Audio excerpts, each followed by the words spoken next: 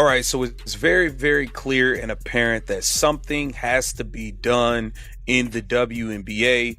We are ready to get into the second half of the season, but thus far, the first half of the season has been filled with negative drama, nasty news articles, the WNBA looking like the complete circus and clown show that it is. Kathy Engelbert clearly cannot handle the job, and I believe that this is the time Adam Silver is about to step in.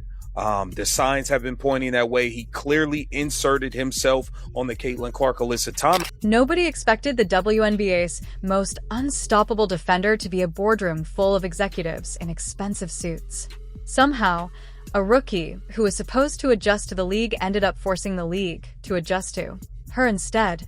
What started as welcome to the pros quietly became a business emergency, and by the time Adam Silver got involved, this was no longer about hard fouls or hurt feelings. IT was about protecting a billion-dollar future that suddenly looked one cheap shot away from. I kind of want to talk about this because this, for me, is the worst one of the worst takes I've ever seen in my life. And it is hilarious looking back on this. Let's take a listen. I don't know if it's going to be Caitlin doing it for Caitlin. I think an external event has to happen. Raven Johnson starts, right? Or, oh my God. Can you imagine? Like, I literally cannot. I literally cannot imagine Caitlin getting cut. Raven Johnson is only entering the starting lineup if it comes at the expense of... Was something almost ironic about the way professional women's basketball found itself standing. At a crossroads, the league had spent decades searching for the kind of superstar capable of attracting millions of new viewers, generating sold-out arenas, convincing major broadcasters to pay premium prices for television rights, and turning casual sports fans into loyal followers. I'm going to start with kind of a development in the Alyssa Thomas situation. She was suspended a game after that foul on Caitlin Clark. Since then, she was receiving a lot of hate, death threats, etc.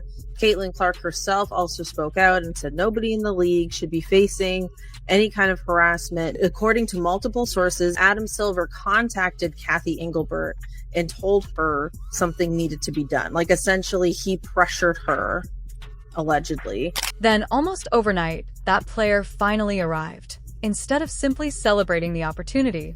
However, the conversation became dominated by something far less glamorous. Every spectacular three-pointer, every dazzling pass, and every sold-out crowd seemed to be accompanied by another replay showing Caitlin Clark being knocked to the floor, bumped away from the ball, or absorbing contact that left fans wondering whether the officials were watching the same game everyone else was seeing. A lot of people are giving Caitlin Clark some props today. Props because she is one of the only players over the weekend who actually tried to give fans what they paid for at the All-Star game. Jason Whitlock earlier today, he said Caitlin Clark put the WNBA on the map. Caitlin Clark saved the WNBA. And then Saturday night's All-Star game, she looked left, she looked right, and she saw her peers make a mockery of said All-Star game and destroy. What began as a basketball discussion gradually transformed into something much larger. IT became a debate about leadership, business, entertainment, and the future direction of an entire league.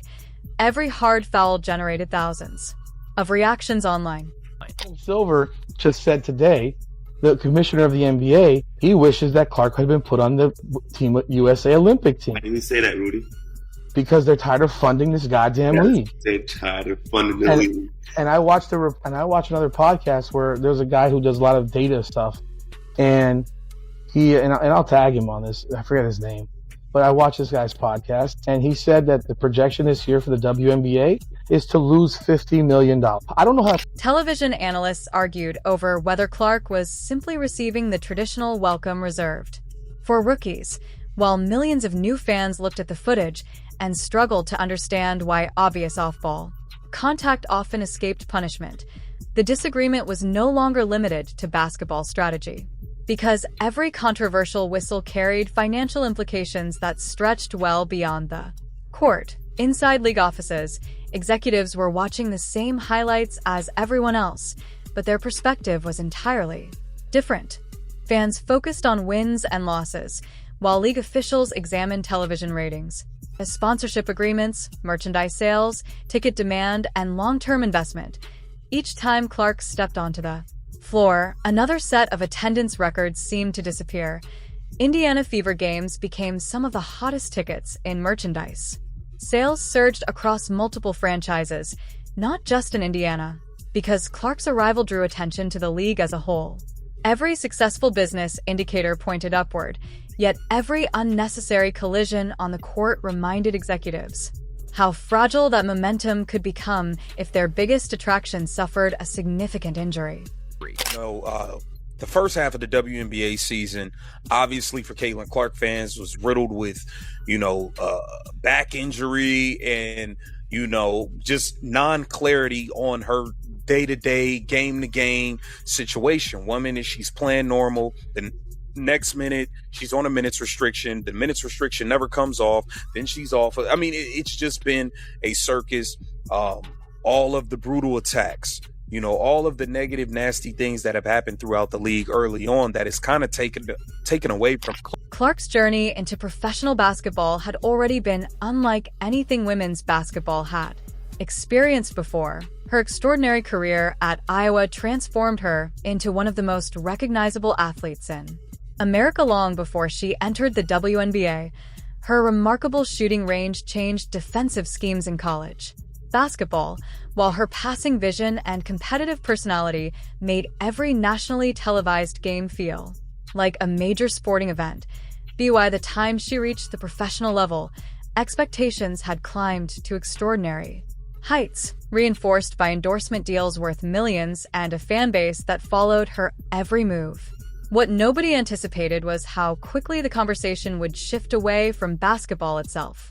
Rather than focusing exclusively on Clark's scoring ability, or before she even received the basketball.